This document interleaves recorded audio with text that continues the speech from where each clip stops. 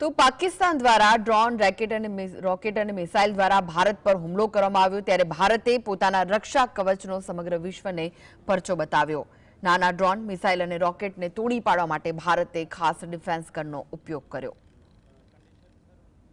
ડ્રોનનો કાળ સરહદોને પૂરું પાડે છે રક્ષા કવચ।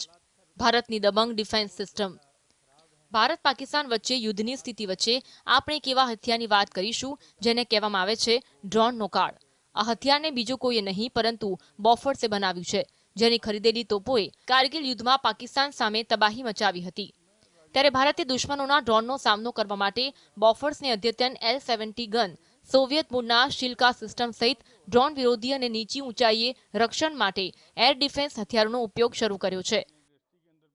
ભારતીય સેનાના બહાદુર જવાનોએ L-70 gun, ZSU-23 millimetre શિલ્કા system અને અદ્યતન હથિયારોની મદદથી સમગ્ર પશ્ચિમી સરહદ પર પાકિસ્તાન દ્વારા છોડવામાં આવેલા લગભગ 50 ડ્રોન અને રોકેટને નષ્ટ કર્યા।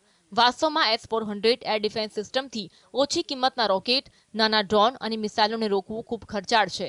S-400 દ્વારા ડ્રોનને નષ્ટ કરવા માટે ઉપયોગમાં લેવાતી મિસાઇલોની કિંમત ઘણી વધારે છે।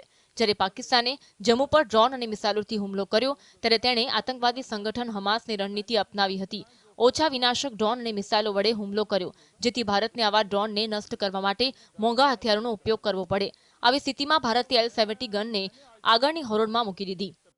L-70 ગન મૂળરૂપે સ્વીડનની બોફર્સ કંપનીએ વિકસાવી હતી। હવે તેનું ઉત્પાદન ભારતમાં લાયસન્સ હેઠળ થાય છે। L-70 40 મિલીમીટર ગનને રડાર, ઇલેક્ટ્રો ઓપ્ટિકલ સેન્સર અને ઓટો ટ્રેકિંગ સિસ્ટમ સાથે નોંધપાત્ર રીતે અપગ્રેડ કરવામાં આવી છે। આ ગનની વિશેષતા એ છે કે તે 4 કિલોમીટર સુધી દર મિનિટે 240 થી 330 રાઉન્ડ ફાયર કરી શકે છે। આ ઉપરાંત નવા અપગ્રેડેશન બાદ તેને દુશ્મનના રડારને ચકમો આપી શકે તેવી ક્ષમતા પણ અપનાવવામાં આવી છે। આથી હવે તે ડ્રોનના ઝુંડને નષ્ટ કરવામાં નિષ્ણાત છે, એટલે કે તે ડ્રોનના ઝુંડ પર દર મિનિટે સરેરાશ 300 રાઉન્ડ ફાયર કરી શકે છે। આ ફાયરિંગની તીવ્રતા તમે સમજી શકો છો। 2017 પછી L-70 ગનમાં અનેક અપગ્રેડેશન કરવામાં આવ્યા। તેમાં digital fire control system, automatic target tracking radar, electro optical imaging, night firing અને માનવરહિત ઓપરેશન જેવી ક્ષમતાઓ વિકસાવવામાં આવી। ભારત પહેલેથી જાણતું હતું કે પાકિસ્તાન અને હમાસની માનસિકતા એક સરખી છે અને એવી શક્યતા છે કે પાકિસ્તાની સેનાને હમાસ પાસેથી તાલીમ મળતી હશે। આથી ભારતે પાકિસ્તાનના સ્વામ ડ્રોન હુમલાને રોકવા માટે વિનાશક L-70ને અગાઉ અપગ્રેડ કરવામાં આવી। આ અપગ્રેડેશનથી L-70 ગનને અત્યંત ચોક્કસ હુમલો કરવાની ક્ષમતા મળી। રિપોર્ટ પ્રમાણે ભારતીય સેના પાસે 1000થી વધુ L-70 ગન છે। આનાથી પણ મોટી વાત એ છે કે ભારત આ ગનનું ઉત્પાદન જાતે કરે છે, જેથી જરૂર પડે ત્યારે તેના ઉત્પાદનને ઝડપી વધારી શકાય। ZSU-23 શિલ્કા ભલે સોવિયત સંઘના સમયમાં ડિઝાઇન કરવામાં આવી હોય, પરંતુ તે હજુ પણ ખૂબ જ ઘાતક છે। ભારતે તેનું અદ્યતન સંસ્કરણ વિકસાવ્યું છે અને તેને ખૂબ જ વિનાશક બનાવ્યું છે।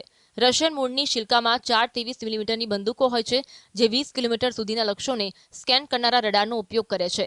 આ 4 બંદૂકો મળીને દર મિનિટે લગભગ 3400 રાઉન્ડ ગોળીઓ ફાયર કરે છે અને હવામાં 2.5 કિલોમીટરની ઊંચાઈ સુધી હેલિકોપ્ટર અને ડ્રોનને નષ્ટ કરવાની ક્ષમતા ધરાવે છે। ZSU-23 એક ટ્રેક્ડ વાહન હથિયાર છે જે પોતે ચાલી શકે છે અને તેની ઉપર રડારથી સજ્જ ટાવર હોય છે। જેવી રીતે નીચે ઊંચાઈએ ઉડતા વિમાન, ડ્રોન કે હેલિકોપ્ટરનું આહટ મળે તેનું રડાર તે લક્ષ્યને ટ્રેક કરે છે અને પછી ચારે બંદૂકો મળી ધુઆંધાર ગોળીબાર શરૂ કરે છે। Bureau report, GSTV।